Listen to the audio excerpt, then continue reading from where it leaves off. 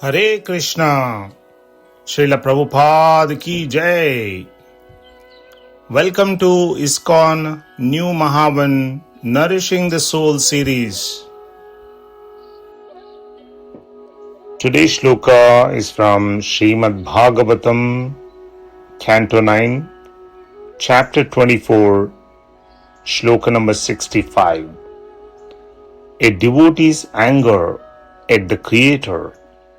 This is a transcendental conversation between Sukadeva Goswami and Maharaj Parikshit. Yasyananam makarakundalacharu karna Yasyananam makarakundalacharu karna Yasyananam Makarakundala Charukarna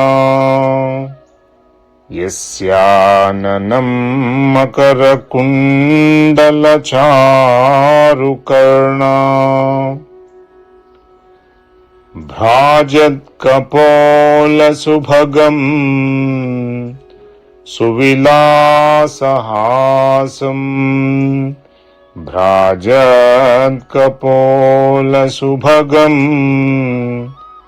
Suvilasahasam Nityotsavam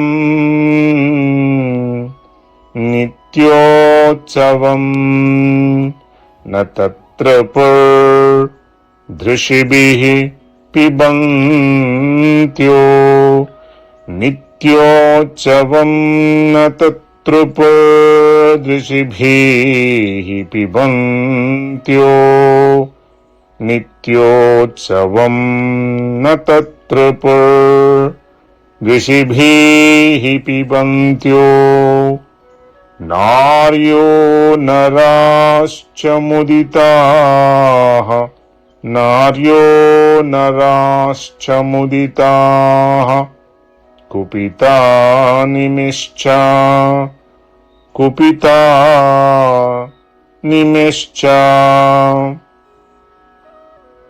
Yasyananam makarakundalacharu karna Yasyananam makarakundalacharu karna Bhrajat Kapola Subhagam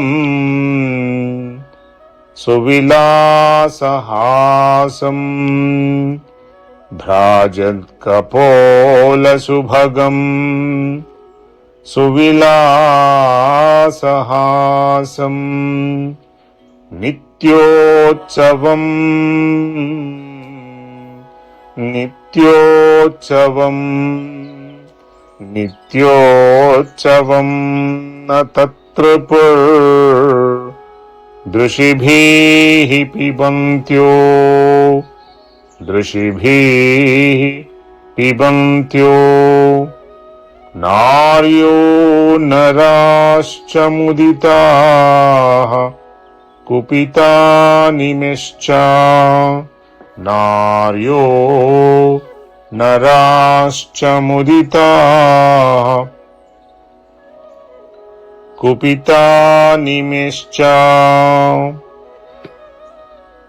Translation by His Divine Grace A.C. Bhaktivedanta Swami Srila Prabhupada. Krishna's face is decorated with ornaments such as earrings resembling sharks. His ears are beautiful, his cheeks brilliant, and his smiling attractive to everyone. Whoever sees Lord Krishna sees a festival. Whoever sees Lord Krishna sees a festival, Nityotsavam. His face and body are fully satisfying for everyone to see, but the devotees are angry at the Creator for the disturbance caused by the momentary blinking of their eyes. But the devotees are angry at the Creator for the disturbance caused by the momentary blinking of their eyes. Yasyananam makarakundalacharukarna bhrajat kapola subhagam suvilasahasam nityotsavam nityotsavam nityotsavam na tatrapar दृशिभिः पिबन्त्यो नार्यो नराश्च मुदिताः कुपिता निमिश्चाम् नार्यो नराश्च मुदिताः कुपिता निमिश्चाम्.